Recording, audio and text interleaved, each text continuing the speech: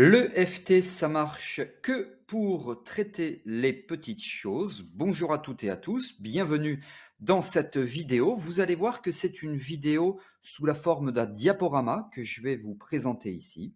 Je suis David Vigneron, je suis formateur en hypnose clinique, formateur en EFT, ça tombe bien, c'est de ça dont nous allons parler par ailleurs, formateur en thérapie brève et infirmier diplômé d'État. C'est un véritable plaisir de vous accueillir dans cette vidéo dans laquelle nous allons parler d'efficacité de l'EFT ou pas, remarquez, on va voir ça, de la puissance ou pas de l'EFT, d'où vient cette affirmation que l'EFT fonctionne que pour les petites choses, et je vais partager avec vous un surprenant constat que j'ai fait moi-même, et j'en parlais hier avec un autre ami, avec un ami qui a établi ce même constat. On va voir donc tout cela ensemble. Avant de démarrer, je vous précise que vous avez la possibilité de vous abonner à cette chaîne YouTube. Pour cela, cliquez sur le bouton s'abonner et pour recevoir les notifications lorsque je sors une nouvelle vidéo, activez la cloche de notification. C'est parti pour le contenu. Alors en fait, ça part de cette affirmation, c'est sur les réseaux sociaux. Je poste une vidéo YouTube relative à l'EFT et j'ai une personne sous la vidéo, donc sur la publication Facebook, c'était sur Facebook qui me partage sa vision des choses et qui me dit c'est bien pour désensibiliser de petites choses, mais pas puissant pour traiter des traumas profonds. Voilà ce qu'il me dit. Donc, c'était relativement intéressant et j'ai voulu parler de cela avec vous, partager certaines choses. Alors, il a raison et tort à la fois, je vais développer cela. Je vous précise tout de suite parce que je me suis remis en question. Je me suis dit, si il a été formé en EFT par moi, il est passé à côté de beaucoup de choses. Donc, j'ai vérifié et c'est quelqu'un que je n'ai pas formé en EFT, ni en présentiel, ni en ligne. Je le précise parce que quelque part, ça m'a un petit peu rassuré parce que il a à la fois tort et à la fois raison. Vous allez voir, je vais vous expliquer cela, mais je n'ai jamais formé ce monsieur à l'EFT. Alors, je précise certaines choses, je parle pour lui parce que je ne sais pas ce qu'il appelle petites choses, mais j'ai bien une petite idée. Pour moi, les petites choses, ce sont les petits manques de confiance en soi, les petits stress, les phobies très légères. Voilà, je pense que c'est vraiment ce genre de choses. Il a voulu dire que ça fonctionne bien pour les petits stress, pour les manques de confiance en soi très légers, etc. Et les traumas profonds, je pense qu'il parle plus de stress post-traumatique, de deuil, etc. Alors, pourquoi est-ce qu'il a raison? Il a raison parce que ça fonctionne très bien pour les petites choses. Donc la personne qui vient vous voir pour le manque de confiance en soi, elle a peur de rater le permis de conduire, elle a la phobie des poissons rouges, voilà. Donc pour tout ça, effectivement, l'EFT, on est tout à fait d'accord, on est tout à fait sur la même longueur d'onde, ça fonctionne effectivement très très bien, donc il a à 100% raison. Je vous rappelle ce qu'est l'EFT. L'EFT, c'est Emotional Freedom Technique, une technique de libération émotionnelle dont le but est de provoquer de la désensibilisation par rapport à quoi je vais développer notamment dans cette vidéo, via du tapping. Et la désensibilisation, ce n'est pas de l'amnésie. Si la personne, et on va voir si ça marche ou pas, si elle vient vous voir par exemple pour un stress post-traumatique, on va pas provoquer une amnésie parce que ce stress post-traumatique fait partie de sa vie, ça fait partie de son histoire de vie et ça ne fait aucun doute sur le fait qu'on n'est pas du tout là pour provoquer une amnésie puisque on remettrait en cause son histoire de vie. Donc c'est pas du tout l'objectif. Donc voilà ce qu'est l'EFT. Alors, ça passe par différentes étapes dont je vous passe les détails puisque j'en parle en long, en large et en travers sur ma chaîne YouTube. Donc voilà pour l'EFT. Alors pourquoi est-ce qu'il a tort? Parce que l'EFT, en réalité, ça fonctionne très bien sur tout ce qui est profond, sur tout ce qui est complexe. Alors, je veux notamment parler des deuils. 6 mois, 1 an après la perte d'un être cher, la personne ne parvient pas à faire le deuil. Ça fonctionne très bien. Ça fonctionne très bien aussi pour les phobies complexes. Je distingue les phobies simples, spécifiques des phobies complexes, type agoraphobie, etc. Ça fonctionne très bien pour les phobies complexes. D'ailleurs, pour les phobies en général, je vous donne un chiffre, mais je ne peux pas la justifier, cette allégation, c'est vraiment que du constat personnel. Je suis à 100% ou proche des 100% de réussite. Voilà, mais c'est, vous la mettez dans un coin de votre tête, je peux pas justifier cette allégation parce qu'il aurait fallu que je fasse des tableaux Excel, des stats, etc. Ça fonctionne également très bien pour le PTSD, donc c'est l'état de stress post-traumatique. Alors, donc c'est en ça que je ne suis pas d'accord avec lui. Il y a une approche très corporelle avec l'EFT et ça me permet de vous justifier pourquoi ça fonctionne. Il y a une approche très corporelle de l'EFT via les tappings. Et donc, ces tappings permettent d'intégrer le corps dans l'espace thérapeutique. S'il y a que, je mets des guillemets, que de la visualisation, donc que de l'hypnose, eh bien, il y a, je mets encore une fois des guillemets, il n'y a que du mental, puisque l'hypnose, c'est de la mentalisation. Si on ajoute le corps, donc l'EFT des tappings, eh bien, le corps est intégré dans cet espace thérapeutique. Et donc, on a bien du corps et de l'esprit. Voilà pourquoi l'EFT, c'est extrêmement puissant. Donc, l'EFT, il y a de la mentalisation, de la visualisation créatrice, de la visualisation mentale, etc. Et en plus, il y a du corporel parce que il y a des tappings sur certains endroits du corps. Notamment, voilà, il y a de la verbalisation. Donc, l'EFT combiné à l'hypnose ou de la visualisation, c'est comme ça que fonctionne l'EFT, eh bien, permet vraiment d'intégrer totalement le corps en entier dans cet espace thérapeutique pour atteindre l'objectif. Donc, c'est en ça que l'EFT fonctionne très, très bien. Et qu'on obtient de très bons résultats. C'est un constat et c'est ce que les études également démontrent. Les publications médicales scientifiques, neuroscientifiques, démontrent qu'il y a notamment une extinction de peur, alors qu'on soit en PTSD, en phobie, en deuil, etc., au niveau de l'amygdale cérébrale. Alors, ça se fait sous IRM, notamment IRM fonctionnel, et je ne vais pas rentrer dans les détails de tout cela, mais tout cela est largement démontré en long, en large et en travers. Donc, quand on dit que ça ne fonctionne pas pour les traumas complexes, pour les phobies complexes, les deuils, etc., c'est parce qu'on est mal formé ou pas formé à l'EFT.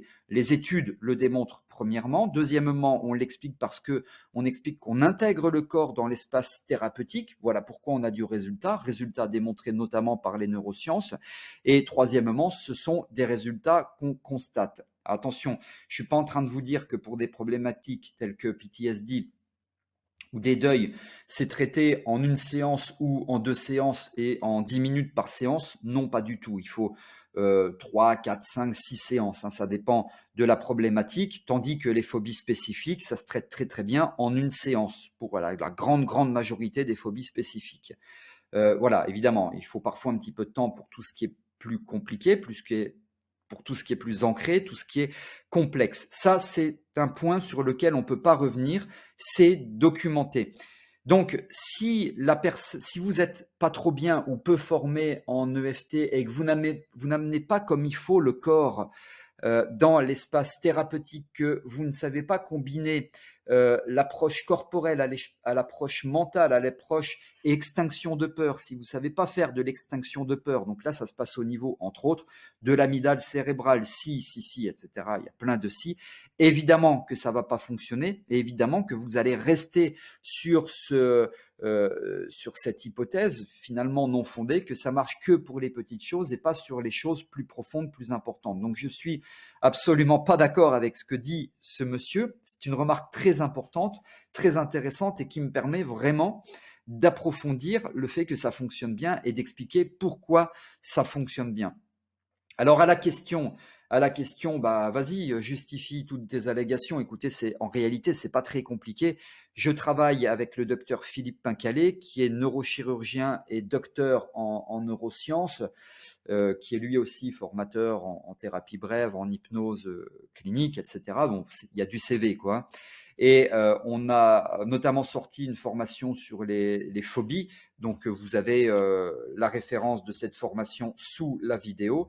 Eh bien, dans cette formation, il y a des tas de publications médicales et scientifiques qui justifient tout ce que j'explique ici. Donc voilà, ce sont des papiers, des publications qui sont largement mises en avant si on les trouve et qui justifient largement tout ce que je vous explique ici. Voilà. Alors, j'ai fait un surprenant constat. Vous savez que l'EFT, le but est de tapoter certaines zones du corps très précises. On est au millimètre près à certains endroits du corps parce qu'il ne faut pas tapoter n'importe où, etc., etc.